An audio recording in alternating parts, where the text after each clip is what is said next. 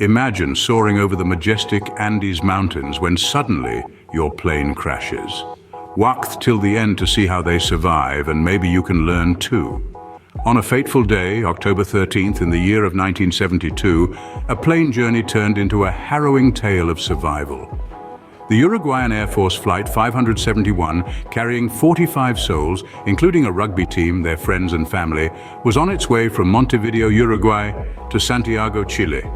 The passengers were filled with excitement and anticipation for the rugby match they were headed towards, oblivious to the ordeal that awaited them.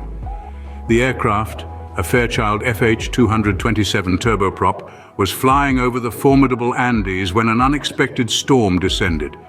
The pilot, an experienced man with countless flying hours under his belt, struggled to maintain control. But the storm was relentless, and in a cruel twist of fate, the aircraft crashed into the icy peaks of the Andes. The initial shock and chaos were unimaginable. The high-altitude, sub-zero temperatures and the unforgiving terrain compounded the horror.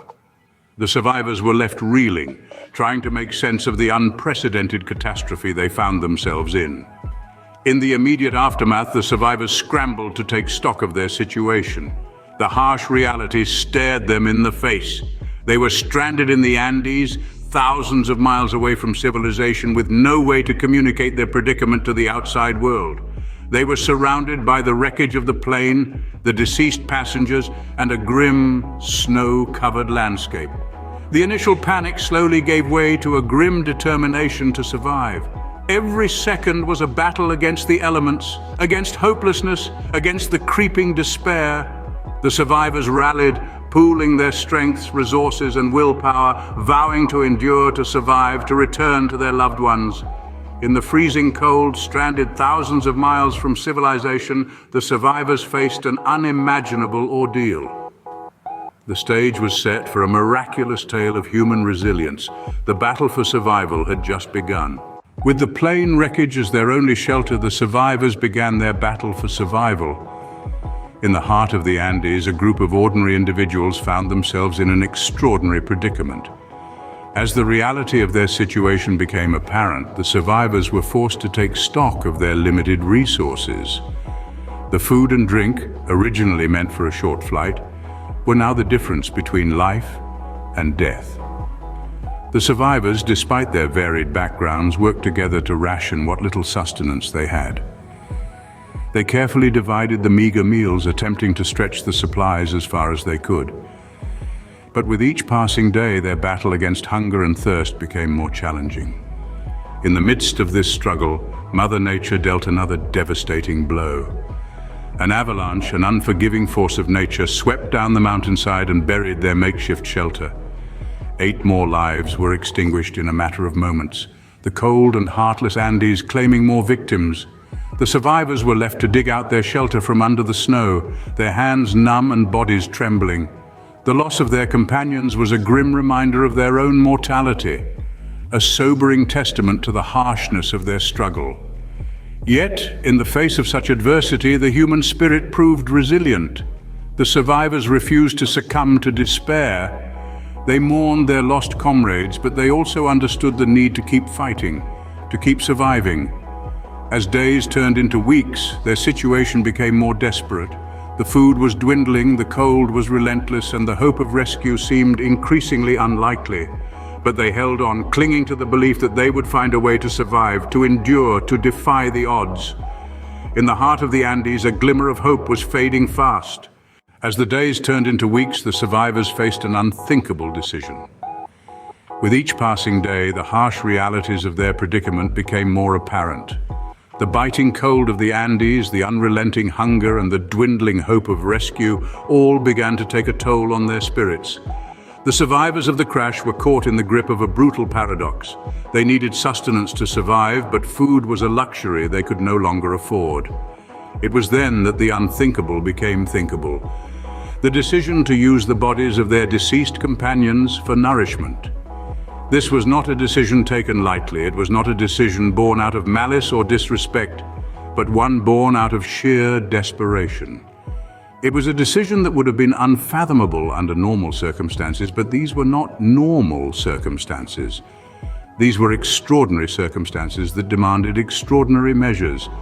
The survivors were faced with a moral and ethical dilemma: to violate one of society's most sacred taboos or to perish in the unforgiving cold of the Andes. Each individual grappled with this decision in their own way, wrestling with their conscience, their faith, and their will to survive. Despite the moral torment, the decision was ultimately made. It was a decision that would forever mark them, a decision that would be scrutinized and judged by the outside world. But in that moment, it was a decision that meant the difference between life and death. In the face of such adversity, the human spirit proved resilient. The survivors showed an indomitable will to live, pushing the boundaries of human endurance.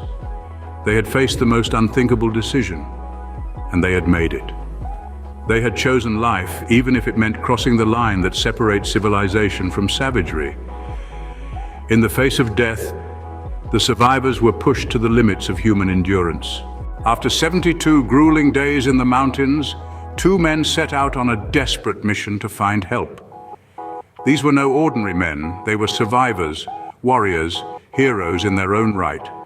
Nando Parrado and Roberto Canessa, 2 survivors of the Andes plane crash, made the courageous decision to trek across the treacherous terrain in search of rescue. With little more than hope and determination, they embarked on a 10-day journey that would test their endurance to the limits. The Andes, a vast, unforgiving expanse of icy peaks and rocky terrain, was a formidable adversary. The thin air, the bone-chilling cold, the relentless wind, and the steep, slippery slopes were just a few of the challenges they had to overcome, but Parrado and Canessa were not to be deterred. Their will to survive, to save themselves and their fellow survivors, propelled them forward. With each step, each breath, each heartbeat, they moved closer to their goal.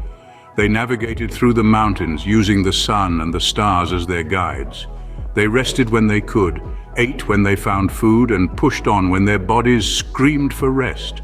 And then, on the 10th day of their journey, a sliver of hope appeared. They encountered a Chilean shepherd, a man whose presence in such a desolate place was nothing short of miraculous. The shepherd, recognizing their desperate situation, guided them to safety. He alerted the authorities, and soon a rescue mission was underway. The remaining survivors, those who had been left behind, were found and rescued. They had endured unimaginable conditions, made unthinkable decisions, but they had survived. They were whisked away from the mountains, from the snow, from the cold, and were brought back to civilization, back to their loved ones. Against all odds, the miracle of the Andes had occurred. The story of Parrado, Canessa, and the other survivors is a testament to the indomitable human spirit, a tribute to the strength of the will to survive. It's a tale of resilience, endurance, and the power of hope in the face of adversity. It's the miracle of the Andes. The survivors of the Andes crash were forever marked by their ordeal. A statement that barely scratches the surface of their experience, yet encapsulates the profound impact it had on their lives. In the immediate aftermath of their rescue, the world was astounded. Headlines screamed the impossible tale of survival, and the media spotlight shone relentlessly on the survivors.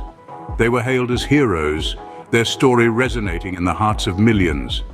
Yet this sudden fame also brought controversy. Questions were raised about the extreme measures they'd taken to stay alive, and criticism followed. But through it all, the survivors stood strong, their unity forged in the crucible of the Andes. The legacy they left behind is one of resilience, courage, and an unyielding will to live. Their story has been told and retold, adapted into books and films, studied in classrooms, and discussed in hushed tones around campfires. It's a tale that inspires awe and respect, a reminder of the extraordinary lengths to which humans will go when pushed to the brink. Yet, perhaps the most powerful legacy left by the survivors is not their story, but how they used their experience to inspire others. They became advocates for resilience and survival, using their platform to educate and empower. They've spoken at conferences, written books, and even founded organizations focused on survival training and disaster response. In their own unique ways, each survivor has harnessed their ordeal, transforming it into a force for good. They've turned their desperate struggle for survival into a source of inspiration for countless individuals around the world. They've shown that even in the face of unimaginable hardship, the human spirit can triumph. The miracle of the Andes stands as a testament to human will and the fierce desire to survive no matter the odds. This tale of survival against all odds continues to echo across the decades, a timeless reminder of our shared capacity for resilience, courage, and the indomitable will to live.